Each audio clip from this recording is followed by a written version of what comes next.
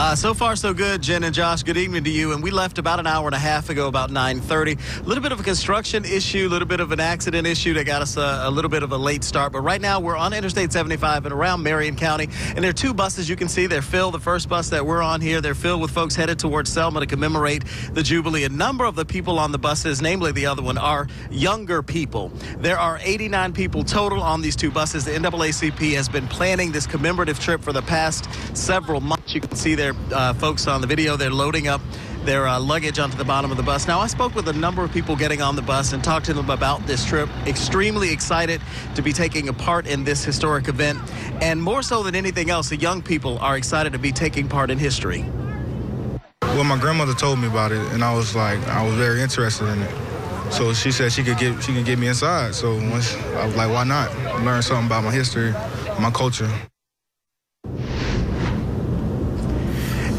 And as you mentioned just a moment ago, the president is expected to speak at the Edmund Pettus Bridge at 1:30 tomorrow afternoon. I'm going to sit down with some of the older folks on this trip, some of the younger folks on this trip to get their take on what he has to say and the entire experience overall. Josh, Jen? Hey, Rod, what other things is the group planning to do? Do you know? You know, it's really interesting. There are a number of activities that are taking place throughout the weekend, actually have been taking place all week long. One of the things that the NAACP plans to do is also visit some of the historic sites in Montgomery, Alabama and Selma, Alabama as well before heading back. So it's really kind of a packed itinerary. We're going to document as much of that as possible, bring you a lot of live reports throughout the weekend. Back to you guys. We're looking forward to that, Rod. Rod Carter traveling right now on a bus towards Selma, Alabama. How was the trip over? The trip was pretty good, Adrian. It's actually really nice. I heard Brian say that the high today was going to be 62. Well, right now it is a brisk 30 degrees, but sunny in downtown Selma. You can see just over my shoulder the site of that march some 50 years ago, the Edmund Pettus Bridge. Again, here with the NAACP from Hillsborough County, about 90 people boarded 2 buses last night, setting out at 9:30 for Selma. This trip is not just a part of a celebration, but it's also a part of history. The images, even 50 years later, still grip the nation. People beaten during Bloody Sunday in Selma, Alabama, March 7th, 1965.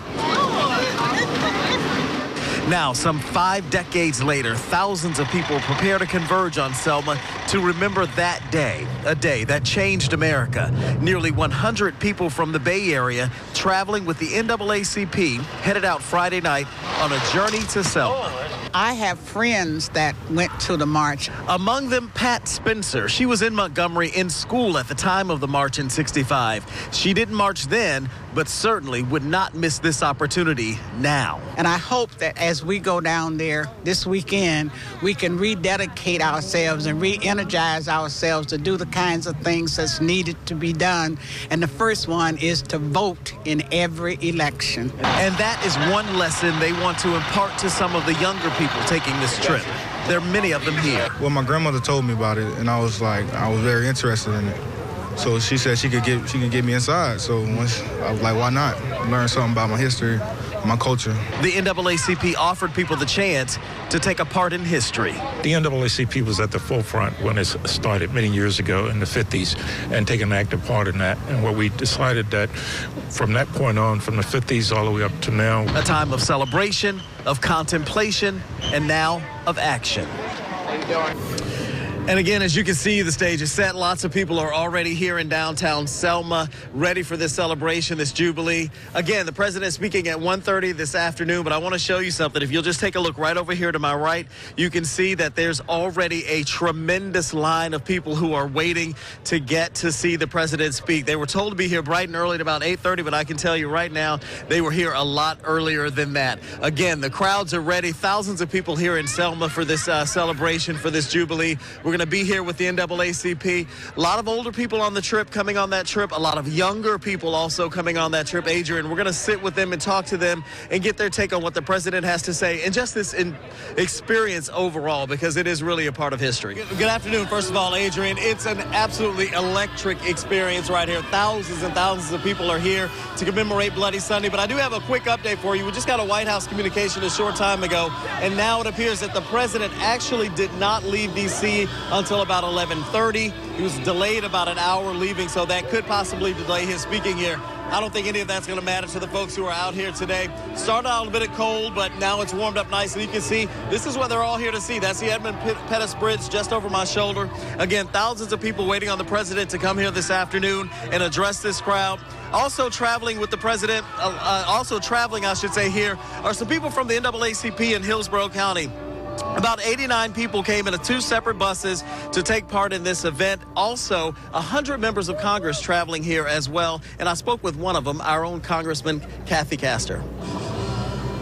What a fabulous historic commemoration that 50 years after our African-American friends are beaten at the bridge, including my colleague John Lewis, that the first African-American president can come here and be a part of this historic commemoration.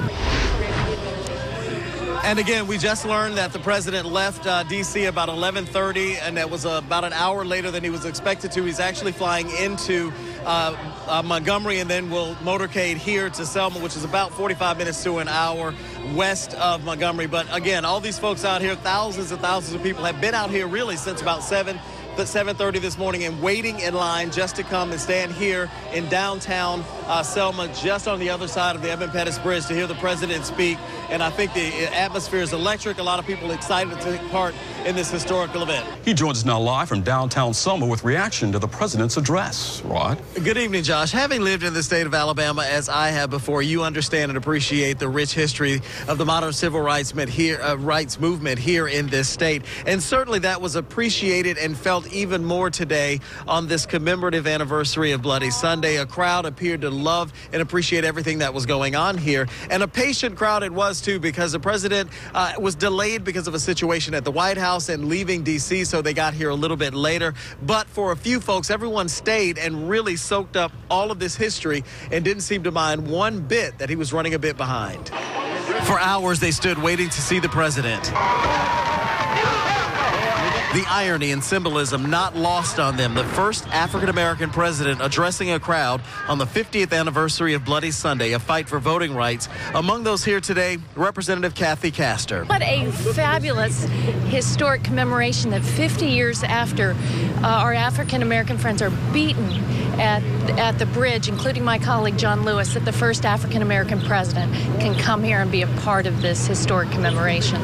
I love the symbolism. After a delay and lots of patience, finally the president arrived. Many people could not see him except on a monitor, but they listened, like Yvette Lewis from Tampa, who found the president inspiring. I think it's very energizing, where it's giving people a charge to go home and do something in their community. Others who listened intently to the president's message saw it as more of a call to action than a symbolic speech. Ella Coffey from Tampa was one. He talks about the history, and he asks for a call to action.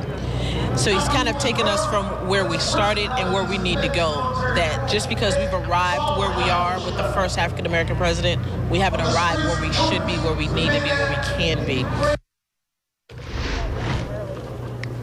And all day long, people here have been kind of kept back from going across the bridge. As you can see, a lot of people are taking pictures. A lot of people now able to go ahead and cross the Edmund Pettus Bridge, and you can see them doing that right now. Again, important to mention, though, that everyone who soaked up this history really enjoyed what the city is having to offer and what this commemoration has to offer here on the 50th anniversary of Bloody Sunday. But not everyone was pleased with it. There was a small group who chanted during the president's speech, and they held up signs that read, "Stop the violence," and began to chant, "We want change." At one point, they did manage to drown out the president until the police escorted them away.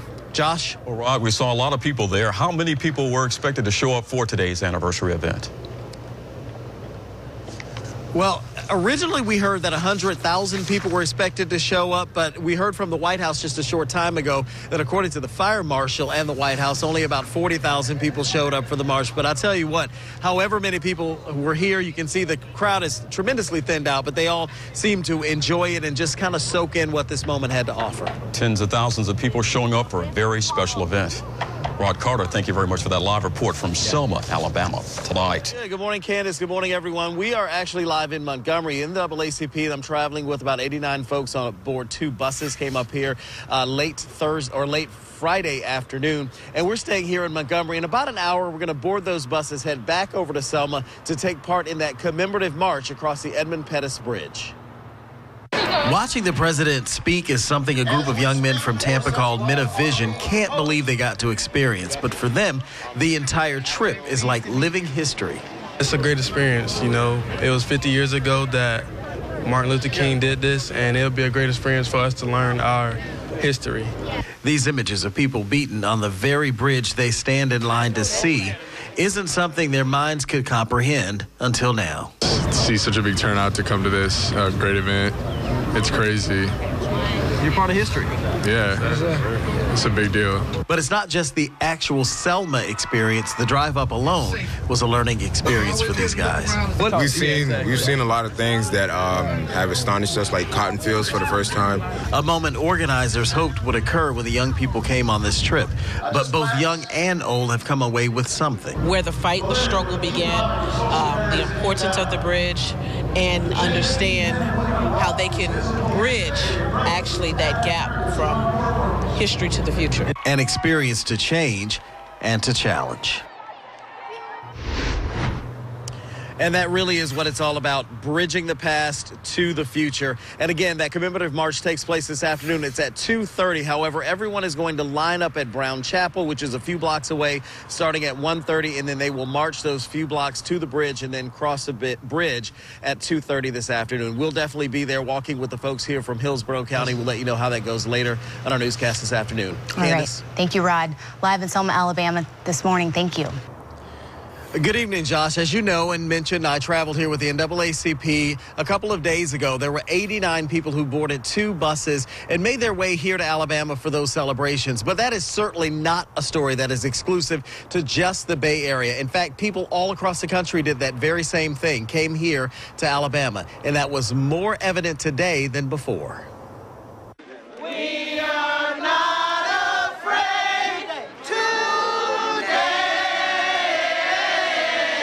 Today, thousands of people walked into history, singing songs of the civil rights movement, feeling the weight of emotions from a 50-year-old struggle. It is eclectic. It is energetic. Tampa's Geraldine Williams was there. 50 years ago, she was not here, but she couldn't stay away this time. What is it like to just stand here and stare out at this bridge? My heart is pounding.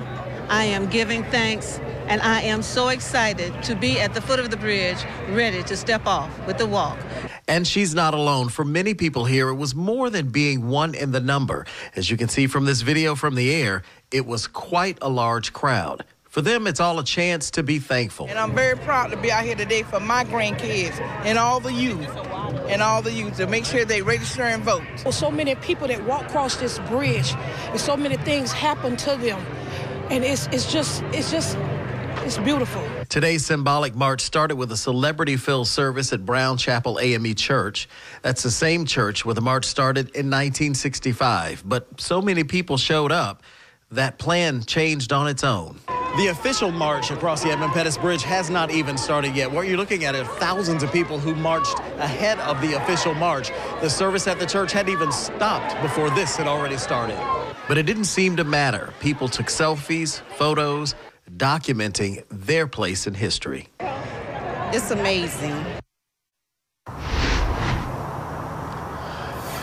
And quite frankly, the journey's not done. Tomorrow, we will head back with the NAACP as they make their way back to the Bay Area, back to Tampa, St. Petersburg, some folks even from Sarasota. But that's not it. They're going to actually stop off at some of the history museums here to once again take in a bit of what this city and what this historical state has to offer. Josh. And certainly a lot there, Rod. Were people able to get a sense of the history that they were able to take in this weekend in terms of what they were hoping for when they went there this weekend?